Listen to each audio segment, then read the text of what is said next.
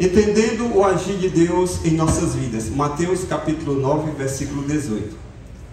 Diz assim a palavra do Senhor: enquanto ainda lhes dizia essas coisas, eis que chegou o chefe da sinagoga e o adorou, dizendo: minha filha acaba de falecer, mas vem, impõe-lhe a tua mão, e ela viverá.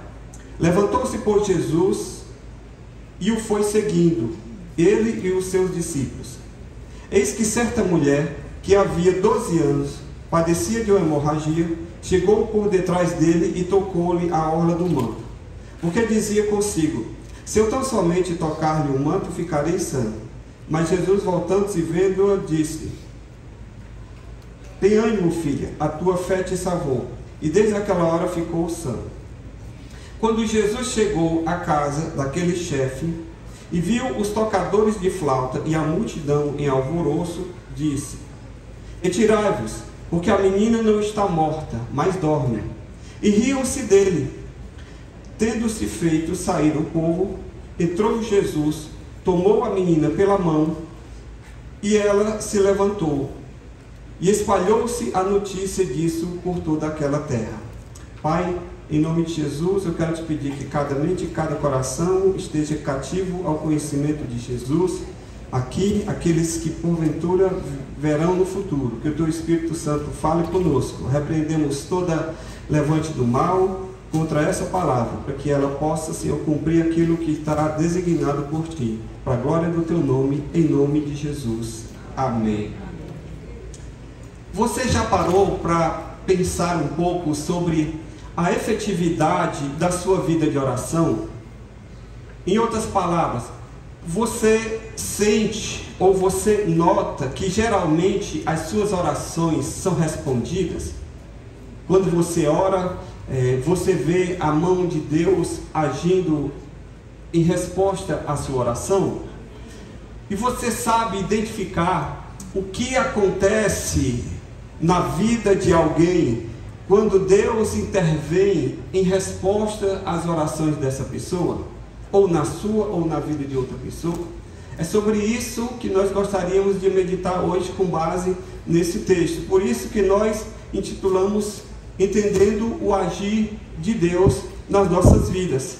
E nós vamos meditar a partir desse texto o que acontece, como a gente identifica que Deus está se movendo, que Deus está agindo em resposta à nossa vida de oração, em resposta ao nosso clamor, e como a gente pode entender isso acontecendo nas nossas vidas. Amém?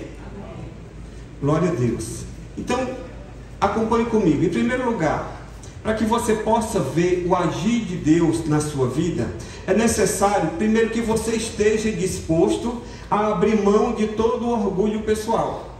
O que é que eu quero dizer com isso? Versículo 18. Dizendo-lhes estas coisas, eis que chegou um chefe da sinagoga. O texto de Mateus não diz o nome da pessoa que chegou a Jesus pedindo, mas o Evangelho de Lucas, ele identifica esse homem com o nome de Jairo, que ele era um príncipe, que ele era um dos chefes da sinagoga dos judeus. Lá em Lucas 8,41, um texto paralelo a esse, ele diz: eis que chegou um homem de nome Jairo, que era príncipe na sinagoga, e prostrando-se aos pés de Jesus, rogava-lhe que entrasse em sua casa. Entenda uma coisa, Jairo foi pedir a Jesus socorro. Jairo, ele era um dos chefes da sinagoga. Jairo, como um bom fariseu, como alguém que era da liderança da religião judaica, que eventualmente, não apenas eventual, mas sistematicamente se opunha ao ministério de Jesus, para Jairo chegar a Jesus, se dispor a ir buscar a Jesus em plena luz do dia, sem ser escondido à noite como fez Nicodemos. Para que ele pudesse fazer isso, ele teve que se expor, ele teve que abrir mão do seu orgulho farisaico, da sua religião, para buscar o socorro na pessoa de Jesus. Ou seja, já deixou a sua reputação de lado e expôs-se publicamente ao prostrar-se diante do Senhor. Você precisa entender o seguinte, que quando você está pedindo algo a Deus, quando você está necessitado diante de Deus, você não chega mandando, você não chega ordenando. O próprio mundo diz isso, a sabedoria popular diz o seguinte, que quem precisa pede e não manda, não é verdade? Ninguém que está precisando de ajuda, que está precisando de socorro, chega mandando, ao contrário, você chega pedindo, você chega clamando, e foi isso que aconteceu. E diante de Deus, nós não podemos chegar mandando, nós não podemos chegar querendo colocar Deus contra a parede, como alguns ensinam por aí. Exija a sua bênção, exija seus direitos. Que direito é que você tem diante de Deus, a não ser de ir para o inferno condenado por causa dos seus pecados? Então você tem que aprender a baixar a bola, chegar diante do Senhor em humildade. A Bíblia Sagrada nos diz no Salmo 34, versículo 18: perto está o Senhor, de quem? Dos que têm o coração quebrantado e salva os contritos de espírito. Então você, para se dirigir a Deus, você precisa entender quem você é e quem Deus é. Um filho meu, ele não pode chegar para mim e dizendo: pai, eu exijo que você faça isso. Eu vou olhar para ele e vou dizer: menino, eu já estava aqui antes de ti. Te orienta. Ou como diz o cearense, respeita as caras. Não é verdade? Salmo 51, 17: sacrifício aceitável a Deus é o espírito quebrantado, o coração quebrantado e contrito não desprezarás, ó Deus. Então, quando você se dispuser a buscar a Deus, você precisa primeiro entender o seguinte: quem Deus é, Ele está acima, Ele está no trono e você está aqui na terra. E você precisa despir-se de todo orgulho, de toda vaidade, deixar os seus anéis de lado, os seus títulos, as suas posses, tudo aquilo que porventura você tenha conseguido angariar nessa vida, que fez ou estão fazendo você se sentir superior, que você só anda no chão porque ainda não lançaram nenhuma coisa que lhe fizesse voar. Então você tem que fazer tudo isso como um nada para poder se apresentar diante de Deus. Amém? Nós temos na Bíblia o exemplo de Naamã. Naamã era um general do exército da Síria, e Naamã estava leproso, e ele foi buscar ajuda a um profeta de Deus, um anônimo, porque ele ouviu falar que esse homem era grandemente usado por Deus. E aí, quando ele vai, o profeta nem se digna de receber, manda o servo dele para falar com Naamã. E ele diz o seguinte: olha, Naamã, vá ali no Jordão, vá se lavar 7 vezes.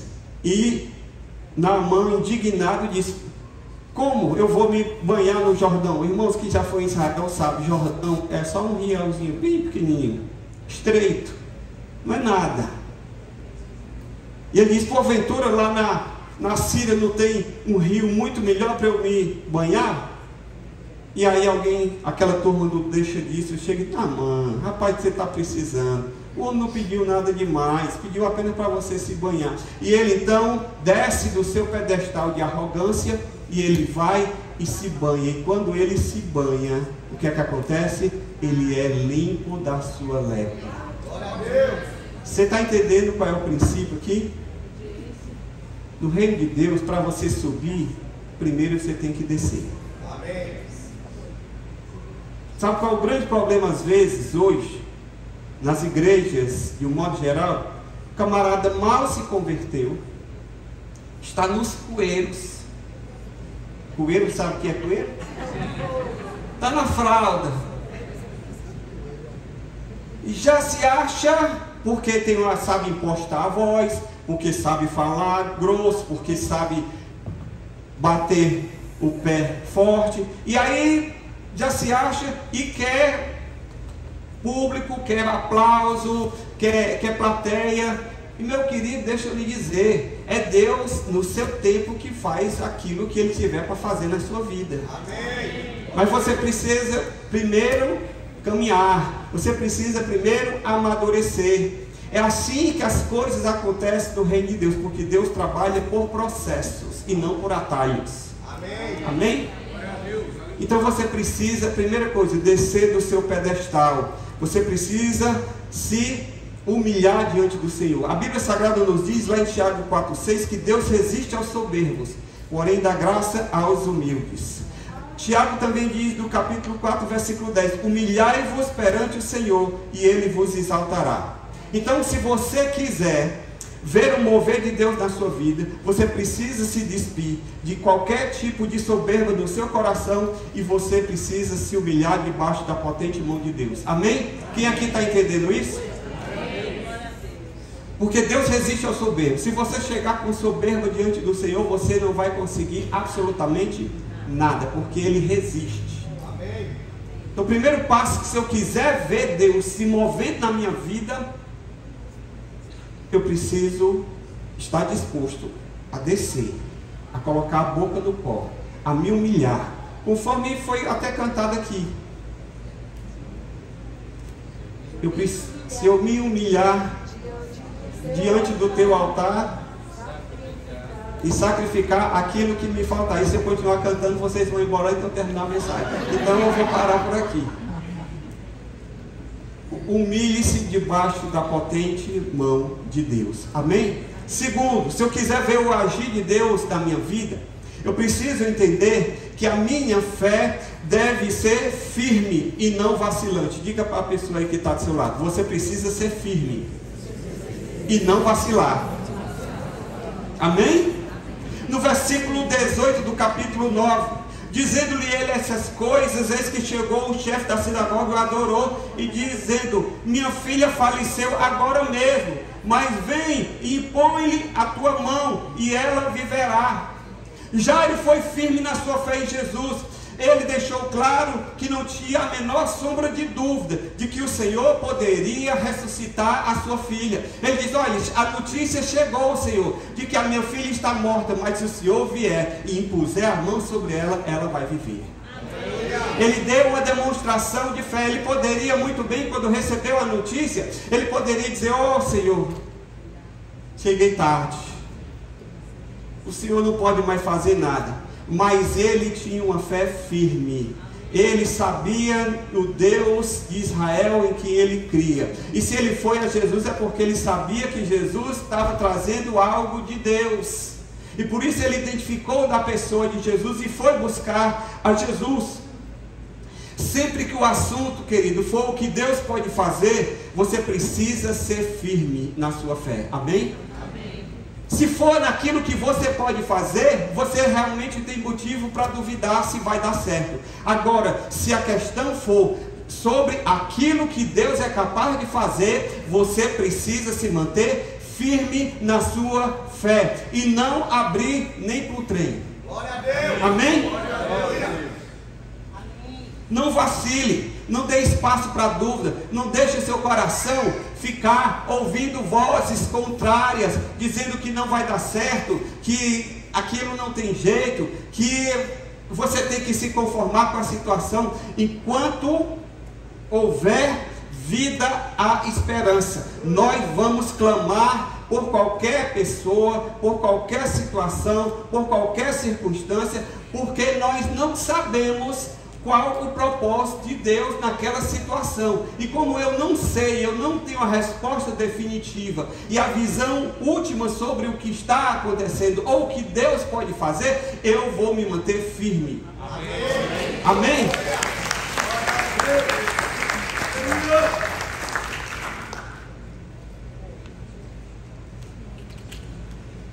Caleb é um exemplo de alguém que não duvidou da promessa de Deus, mas que foi firme.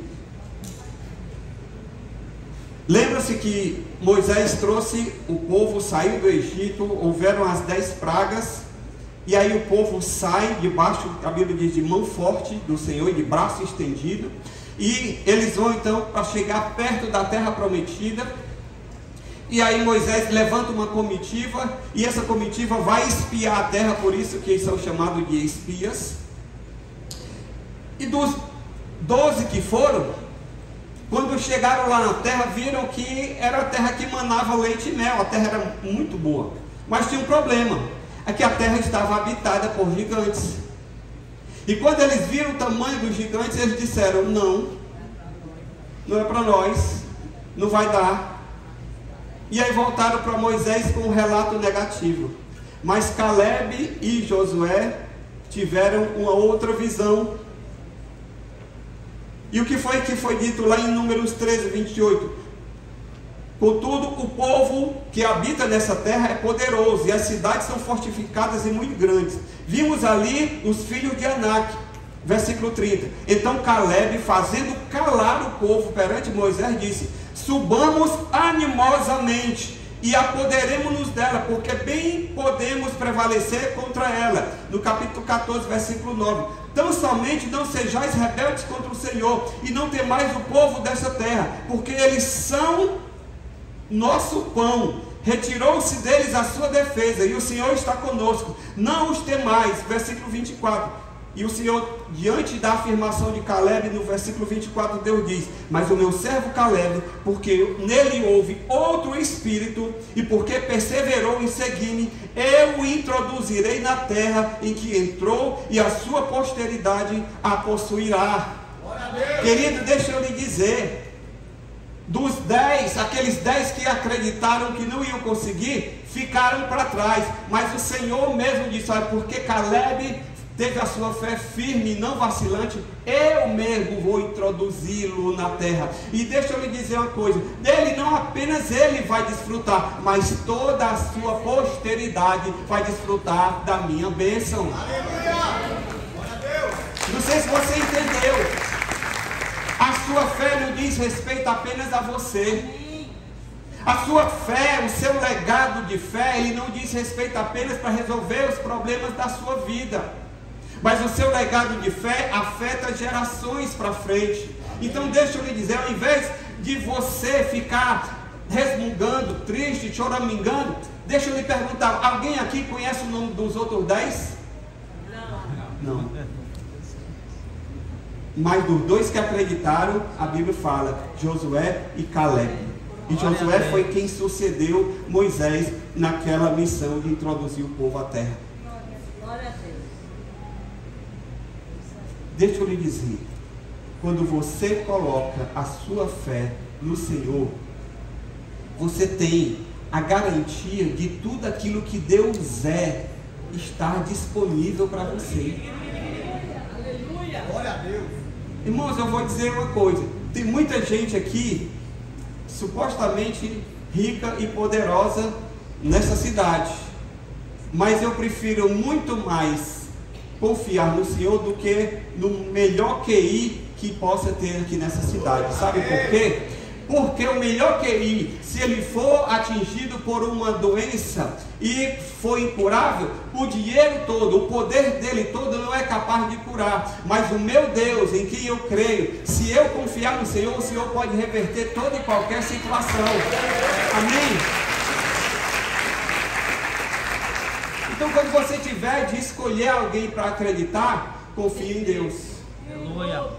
Não confie no homem. Não significa que você não vai ter relacionamentos sadios e confiáveis. Não é isso. Mas é no sentido de não colocar o seu apoio naquilo que o homem pode oferecer. Porque o homem é falho. Então confie no Senhor. Amém? Amém. Sadraque, Mesaque e Abednego são exemplos de pessoas também que não vacilaram diante da ameaça de Nabucodonosor. O pastor Pedro tem até pregado aqui sobre o livro de Daniel, e lá se encontra essa passagem em que eles foram obrigados a adorar a estátua de Nabucodonosor. E o que foi que aconteceu? Eles disseram, olha aqui, Nabucodonosor, se você quiser nos matar, pode nos matar. Agora uma coisa nós dizemos para você, nós não vamos adorar a tua estátua, nós adoramos o nosso Deus. E as consequências disso não nos importam, porque a nossa vida está nas mãos dele. Entende isso? ouse ser firme, não é isso, pastor? Ouse ser firme e não vacilante. E aí o que foi que aconteceu? Sadraque, Mesaque e Abdênego foram lançados lá na fornalha, mas eles não foram sozinhos, Deus entrou com eles. Amém? O Senhor entrou com eles. Ora, irmãos, eu fico pensando, quando você encontra uma pessoa leal a você nessa vida, se você tem, por exemplo, um amigo, uma pessoa da sua consideração, uma pessoa que está com você, como diz assim, até debaixo d'água, você preza por essa pessoa, você preza por esse relacionamento, você preza por essa amizade, porque você sabe da pessoa, do valor de tê-la como sua amiga, sua companheira, e você está disposto a ir com ela até as últimas consequências. Agora, imagine você ter o Senhor como aquele que vai com você até as últimas consequências. Não existe nada igual, não existe nada que seja comparável a isso. Então, deixa eu lhe dar um conselho, se você puder aceitar um conselho hoje. Coloque, fie a sua fé, coloque a sua confiança no Senhor e não abra para nada. Confie nele, porque se você honra a Deus, Deus vai estar com você e Ele vai honrar a tua vida.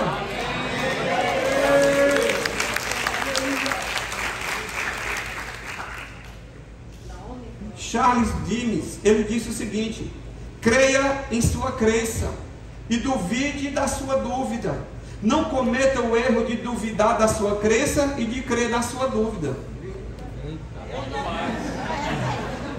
Repete aí, pastor, que deu um nó aqui, do Tico e o Teco. Cada um foi para um lado. Replay. Creia em sua crença. Ou seja, creia, acredite naquilo que você crê, na sua fé. E duvide da sua dúvida. Quando o inimigo ficar querendo colocar caraminhola na sua cabeça, você diz: ó, essa dúvida aí não vem de Deus não. Duvide dessa dúvida, porque Deus não é Deus de dúvida. Deus é Deus do sim e do amém. Amém? Não cometa o erro de duvidar da sua crença, de descrer tudo aquilo que você acreditou até hoje e de começar a crer na sua dúvida. Aquilo que você era dúvida, agora passa a ser a sua fé. Não cometa o erro de duvidar da sua crença e de crer na sua dúvida. A sua fé precisa ser firme e não vacilante. Se você crer assim, diga amém. Amém. Amém. Glória a Deus. Terceiro, para você ver o agir de Deus na sua vida, você precisa entender que a sua fé move o coração de Deus em seu favor. Amém? A sua fé move o coração de Deus em seu favor. Olha o que é que diz o versículo 9. Quando aquele homem chegou e disse assim: Senhor, a notícia que a minha filha morreu chegou, mas se o Senhor for lá na minha casa, o Senhor pode ressuscitar a minha filha. E sabe o que foi que aquela afirmação daquele homem causou no coração de Jesus? Versículo 19. E Jesus levantou-se e seguiu aquele homem, e ele e os seus discípulos foram com ele.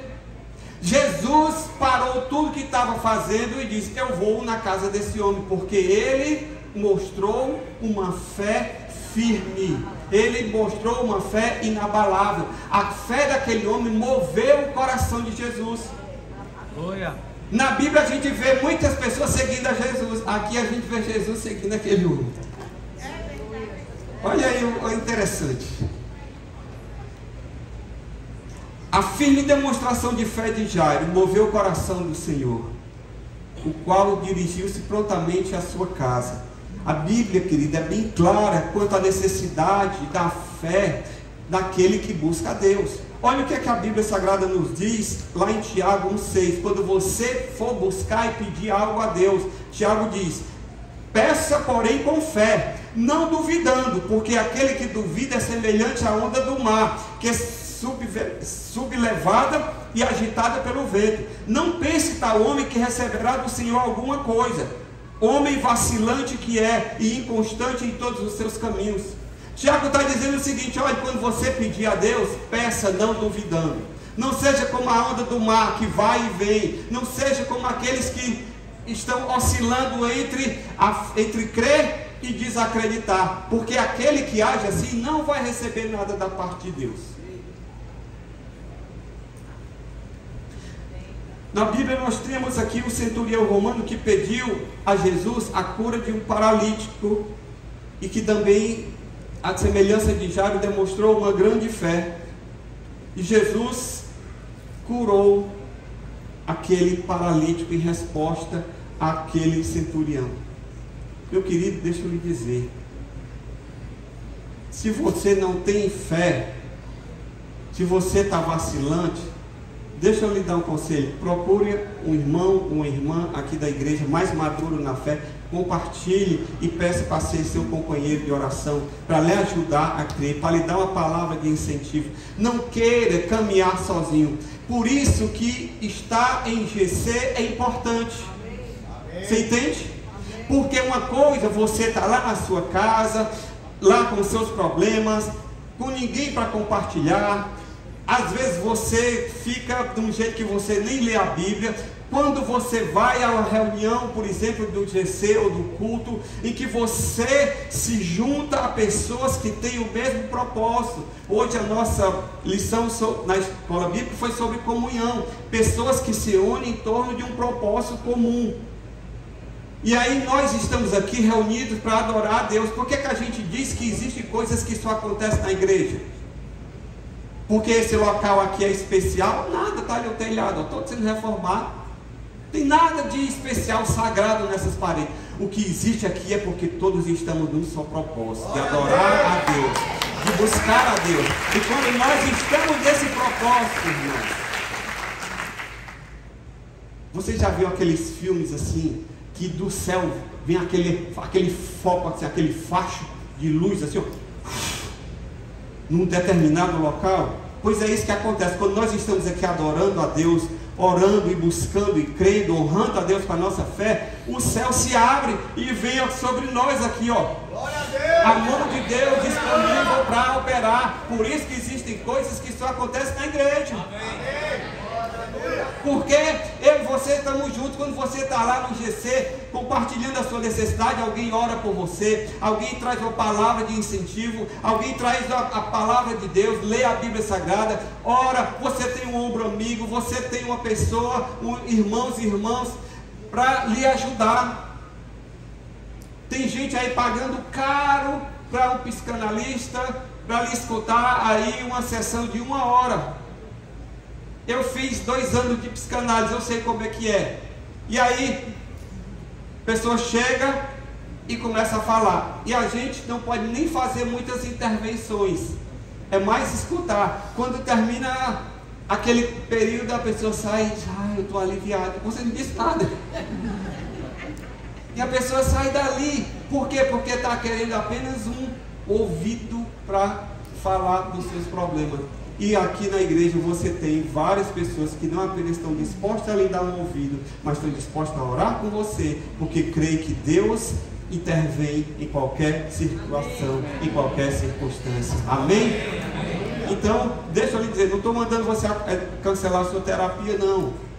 Mas eu estou lhe dizendo o seguinte: pode continuar com a sua terapia, mas venha adorar o Senhor, venha buscar o Senhor, esteja com o povo que anda com Deus, porque desses que andam com Deus, você jamais vai escutar uma palavra de desânimo, uma palavra que não acredita naquilo que Deus pode fazer. E como essa igreja é uma igreja que preza pela palavra, todos nós que estamos aqui, semana após semana, já temos suficiente da palavra de Deus para poder transmitir a qualquer um que chegar diante de nós. Amém? Amém. É verdade? Amém. Glória a Deus. Deus dá muita importância, queridos, à fé, porque ela é um sinal da nossa confiança em Deus, de que nós acreditamos no seu poder e confiamos no seu caráter. É por isso que lá em Hebreus, no capítulo 11, no versículo 6, diz que sem fé é impossível agradar a Deus, porque é necessário que aquele que se aproxima de Deus creia que Ele existe e que Ele é galardoador daqueles que o buscam. Sabe o que é isso? Galardoador, vamos trazer para o português mais atual. Ele é um recompensador daqueles que buscam a sua pessoa. Deus recompensa. Lembra daqueles filmes de Velho Oeste, que o camarada corria quilômetros e quilômetros em cima de um cavalo, atrás de prender alguém em busca de uma recompensa? Pois deixa eu lhe dizer, Deus recompensa aqueles que lhe buscam. Amém. Glória a Deus. Agora você precisa crer, não apenas que Ele existe, mas que Ele se move em seu favor. E foi isso que Jairo experimentou. O Senhor Jesus moveu-se de compaixão e foi com aquele homem até a sua casa. Augusto Strong, ele fala que a fé é a alça que nos liga à energia motora de Deus. Você quer ver a energia motora de Deus? Você quer ver o motor de Deus se movendo? É a fé que é essa alça que liga você à energia, ao motor, ao poder de Deus. Não precisa você ficar cantando, segura na mão de Deus, porque muitas vezes você segurando, você falta força, né? Mas se tem uma alça aqui, meu irmão, ó, te pegando, só se arrancar seu braço, você vai até o final. Amém? Amém. Então você fica aí na fé, trinca os dentes e segue adiante. Honre a Deus e Deus vai lhe honrar. Sabe por quê? Porque a fé, ela honra a Deus e Deus honra a fé. É assim que acontece. É uma via de mão dupla. Então entenda, quando você crê em Deus, o braço de Deus se move em seu favor. Quarto, se eu quiser ver o agir de Deus na minha vida, eu tenho que levar Jesus para o centro do meu problema. Olha o que é que o versículo 23 diz. E Jesus, chegando à casa daquele chefe, vendo os instrumentistas e o povo em alvoroço. Jairo, ele não tentou resolver o problema dele sozinho, mas ele foi em busca de Jesus, colocou a situação diante do Senhor, creu que ele poderia fazer, e em seguida o que é que ele faz? Ele traz Jesus para dentro do problema. Onde era o problema? Estava em casa, porque a filha dele estava morta. Onde? Em casa. Então ele levou Jesus para onde? Para dentro da sua casa. Leve Jesus para dentro do seu problema, no ambiente do seu problema. Jairo não tentou resolver só, apelando para os seus recursos. F.B. Meyer, ele é um comentarista bíblico, e ele diz o seguinte: a grande tragédia da vida não são as orações não respondidas, mas as que não foram feitas. Você orar e Deus dizer não, está dentro do plano e do propósito de Deus para a sua vida. Se aquilo não é a vontade de Deus para a sua vida, Ele não vai fazer. Mas sabe qual é a grande tragédia? Não é que a gente ora e Deus não faz aquilo que a gente quer. A grande tragédia é a gente nem orar, é a gente nem levantar a voz. Ah, não adianta não. Eu já orei. Faz 15 anos atrás eu pedi uma vez.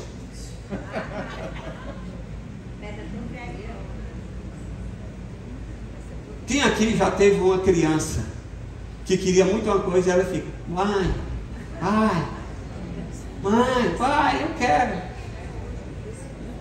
Lembra? Eu quero a minha calói. Os mais antigos aqui vão saber. O menino todo ano: eu quero a calói, eu quero a calói. Eu fui pedir a calói e o papai não me deu a calói não, me deu a Monark. Mas está valendo, né?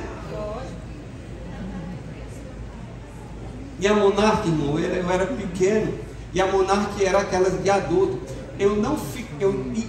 No selim eu não alcançava no pedal. Eu tinha que andar no varão, pensa. Mas estou vivo, ó. E está tudo funcionando aqui. Então, e ainda tem 2 filhos. Mas, olhe, pense numa coisa maravilhosa. Então deixa eu lhe dizer, leve Jesus para o ambiente do seu problema.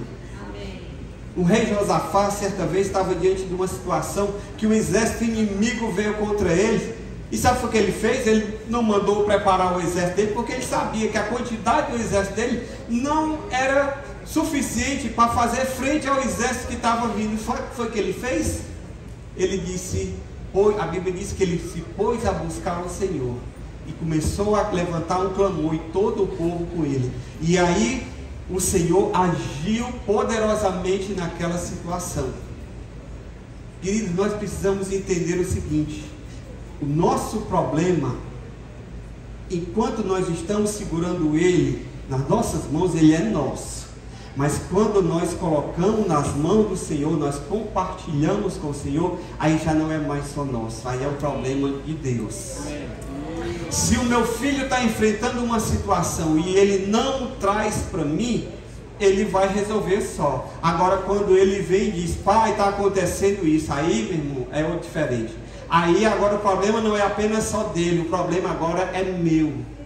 Entende a diferença? Se nós, sendo mal, sabendo dar boas coisas aos nossos filhos, quanto mais o nosso Pai Celestial. Então, leve Jesus para o centro do seu problema. Não queira resolver tudo sozinho. Chame o Senhor para ser parte da solução. Peça que Ele venha para o centro da situação, que Ele venha para o centro do alvoroço. E Jesus chegou no centro do alvoroço, porque no versículo diz o quê? Chegando a casa, vendo os instrumentistas e o povo em alvoroço. Jesus gosta de estar no alvoroço. Sabe por quê? Porque o alvoroço só é alvoroço até ele chegar. Amém. Depois que Jesus chega, acaba o alvoroço. A paz se estabelece. E ele dá aquela tranquilidade que a Bíblia diz que excede todo entendimento.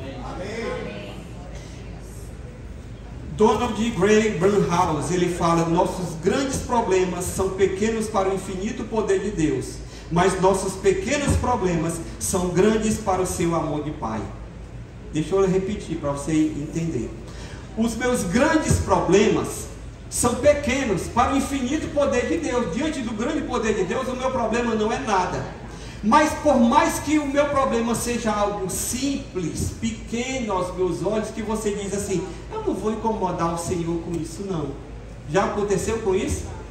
Com você? De você ter uma situação, você diz assim: eu não tenho nem coragem de orar, incomodar a Deus com essa bobagem. Isso é tão pequeno, mas deixa eu lhe dizer, para um coração amoroso do nosso Pai, o seu pequeno problema é importante. Ele pode ser algo aparentemente desprezível, simples, mas para ele é muito importante. Quantos aqui, eu já ouvi vários testemunhos de pessoas que acordaram e tiveram só um pensamento: eu queria tanto isso, eu queria isso, e aí não chegaram nem a verbalizar. E sabe o que foi que aconteceu? E o Senhor trouxe à existência naquele dia aquilo. Sabe por quê? Porque é um mimo de Deus para a sua vida. Você sabia que Deus gosta de fazer mimos também? Amém? Ele não está obrigado a fazer, mas Ele gosta de fazer, porque você, como pai e mãe, você gosta de fazer um mimo ao seu filho. Você tem prazer de fazer algo que alegra o coração do seu filho. Às vezes você passa num lugar e você olha e diz: isso aqui é para o meu marido, para a minha mulher, para a minha filha, eu vou levar porque eu sei que isso vai agradar o coração dele. E aí, quando você chega, que alegria! E você se alegra em proporcionar alegria àqueles que você ama. Assim é o Senhor também. Então leve o Senhor para o centro do seu problema. Amém? E por fim, eu acho que eu já estou estourando. Se você quer ver o agir de Deus na sua vida, você precisa entender que Deus, ele tem sempre um olhar diferente da situação. Você olha para a situação e diz assim: sem jeito, não tem mais solução, não tem mais jeito. Mas saiba que o olhar de Deus para aquela situação é diferente do seu olhar. No versículo 24, Jesus chegou, viu o alvoroço lá, a menina morta. Sabe o que foi que Jesus disse? Retirai-vos. A menina não está morta, mas dorme. Todo mundo olhou e disse, começaram a rir, porque ali eram aqueles profissionais do choro, que eram contratados para chorar, para lamentar o morto. E Jesus disse: esse pessoal aqui sai todo mundo aqui. Não estão chorando, isso aqui é lágrima de crocodilo. Não estão se importando com a situação. As carpideiras. Você sabia que ainda hoje essa prática existe? Você sabia que nos velórios de rico, tem umas pessoas que são contratadas lá no velório para poder ficar se assoando lá o tempo todo? É sério. O pessoal contrata o cara para tocar, contrata a mocinha para cantar e contrata as carpideiras. E existe aqui em Fortaleza esse serviço. Espero que você não precise dele. Mas você chegar lá na ternura e diz: eu quero o pacote completo. Aí ele vai dizer: quantas carpideiras? Eu disse: eu quero um em cada canto.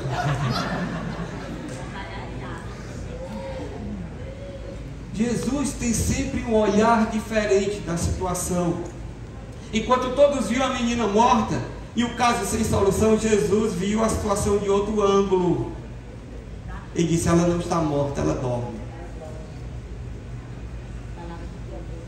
Irmãos, sinceramente, para nós, a gente vê um morto. Aquilo ali é o fim da linha. É ou não é? Óbvio. Mas quando Deus tem propósito, quando Deus quer fazer algo na situação, aquela solução ali, aquilo que para nós é inimaginável, para Deus, Ele pode ter um outro olhar. E é isso que eu quero que você entenda hoje. Eu não sei qual a situação que você está vivendo. Se é de doença, se é de falência, se é de problema de relacionamento. Mas eu quero que você entenda o seguinte: traga Jesus para o centro do seu problema, coloque nas mãos dele, porque o olhar dele pode ser diferente daquele que você imagina que vai ser o desfecho. Eu e você não temos o poder de mandar Deus e forçar Deus a agir, mas muitas vezes Deus, ele tem um propósito oculto naquela situação, e ele vai usar aquela situação para fazer algo que você nem sequer imagina, para o nome dele ser glorificado. O povo de Israel, quando saiu do Egito e foi em busca da terra prometida, chegou lá diante do mar vermelho, lá do mar, e olhou, só viu o mar na frente, montanha de um lado, montanha do outro, e o exército de Faraó vindo atrás. E eles disseram: não tem jeito. Onde é que a gente vai? Um monte de menino aqui, cachorro, periquito, papagaio aqui, onde é que a gente vai correr? Não tem.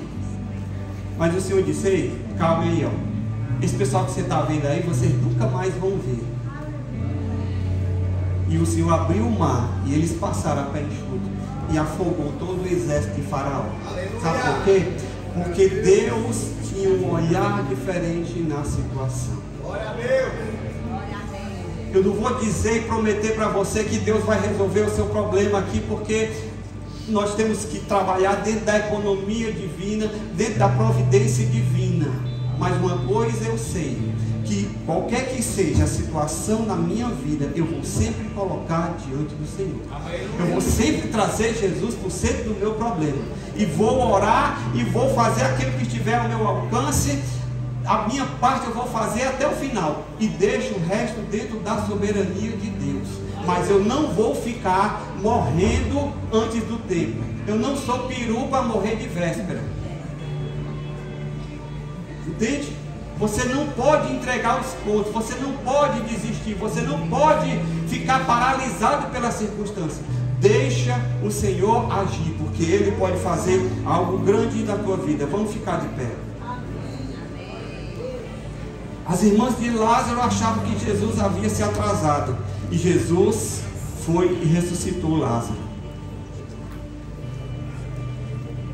Tem um ditado popular que diz o seguinte: Deus age certo por linhas tortas. E eu vou lhe dizer o seguinte: Deus não age certo por linhas tortas. Deus age certo por linhas certas. Nós é que vemos torto. Nossos olhos é que veem as coisas tortas. O problema é que muitas vezes nós temos uma mente finita, queremos compreender Deus que é infinito.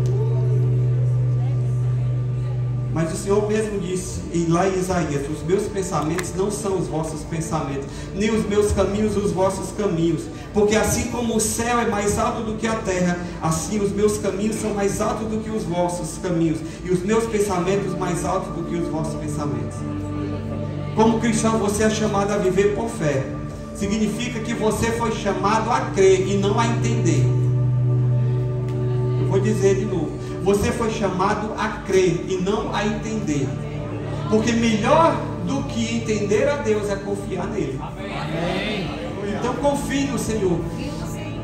E você vai ver o agir de Deus na sua vida. E eu quero terminar apenas com uma frase de Martinho Lutero, o grande reformador protestante. Ele disse o seguinte: eu não conheço o caminho por onde Deus me conduz, mas eu conheço muito bem o meu guia.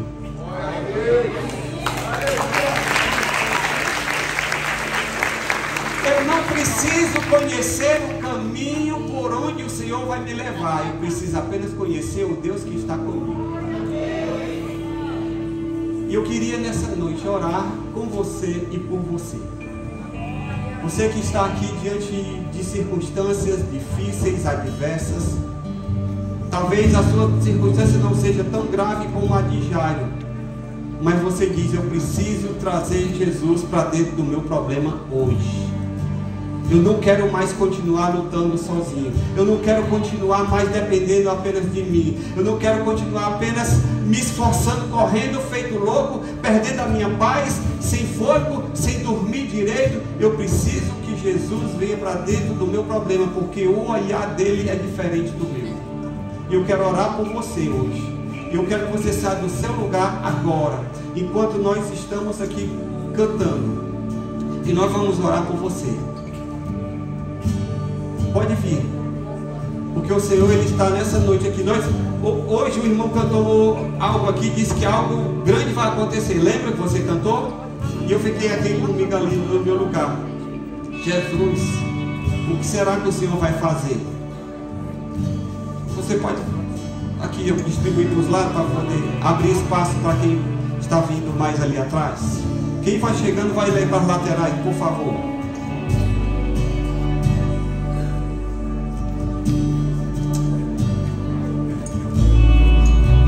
Aí dá espaço, pode vir porque aqui é igual o coração de Deus, é grande. Há espaço para todos.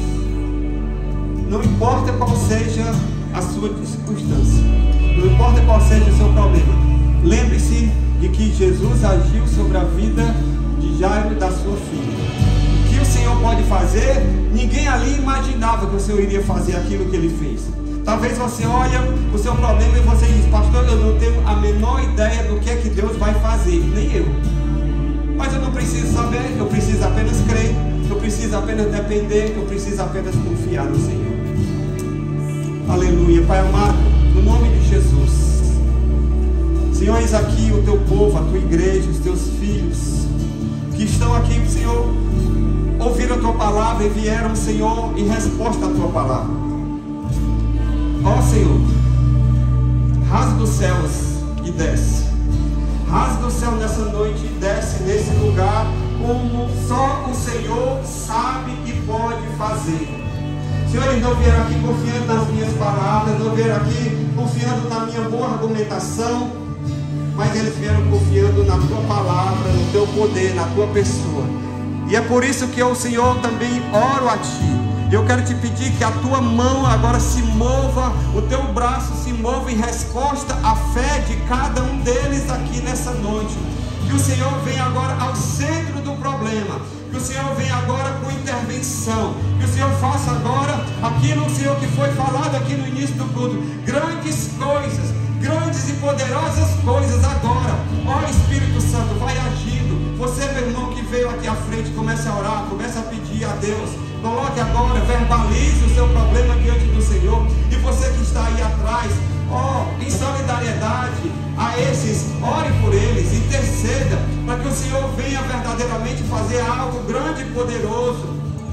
E você vai agora assumir um compromisso com o Senhor e dizer: Senhor, eu vou dar testemunho na tua casa, para trazer glória ao teu nome e edificar a tua igreja. Em nome de Jesus, vai se movendo, Espírito Santo, eu te peço nessa noite. Como, Senhor, essas pessoas ainda não experimentaram, eu peço um mover poderoso e sobrenatural. Sobrenatural, nós queremos o sobrenatural. Assim como foi na casa de Jairo, o poder de Deus esteve ali para dar vida. Venha, Senhor, nessa noite o teu poder sobre circunstâncias de morte, circunstâncias de falta de fé, de falta de esperança, circunstâncias insalúveis.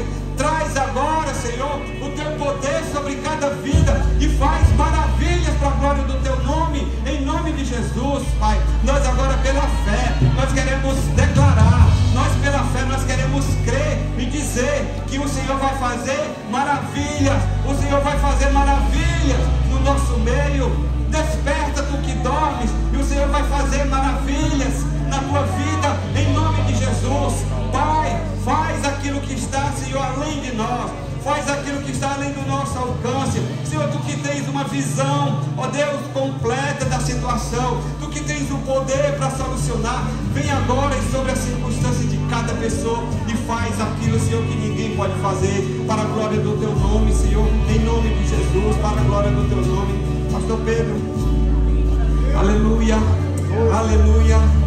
Continue orando, continue aqui crendo. Nós vamos aqui estar intercedendo. Pai, em nome de Jesus, enche teus filhos, ó Pai, nessa noite. Continuamos te pedindo, meu Deus, enche-nos, enche-nos com mais fé, enche-nos com mais esperança, enche-nos com mais amor. Não deixa ninguém aqui desistir, Senhor. Não permita que ninguém volte atrás, que ninguém se perca, Pai, mas que em cada um de nós haja sempre, meu Deus, um renovar da tua palavra, do teu amor, da tua glória, do teu poder, da tua majestade, Senhor, de modo que nós possamos, ó Pai, caminhar sem medo algum, confiando no Senhor, dando passos de fé. Que cada um aqui dê seus passos de fé, Senhor. Vai dar passos de fé. Vai dar passos de fé. Você não vai parar, você não pode deixar de dar seus passos de fé. Em nome de Jesus. Passos de fé. Não em direção ao desconhecido, mas em direção à palavra, à vontade de Deus para a sua vida. Você não está andando no escuro. Não está andando no escuro. Não está sozinha. Não está sozinha. Não está largada, abandonada nesse mundo. Continua dando teus passos de fé. Continue dando passos de fé. Que você possa ser conhecido. Que você possa ser conhecido no reino espiritual. Homem de fé. Mulher de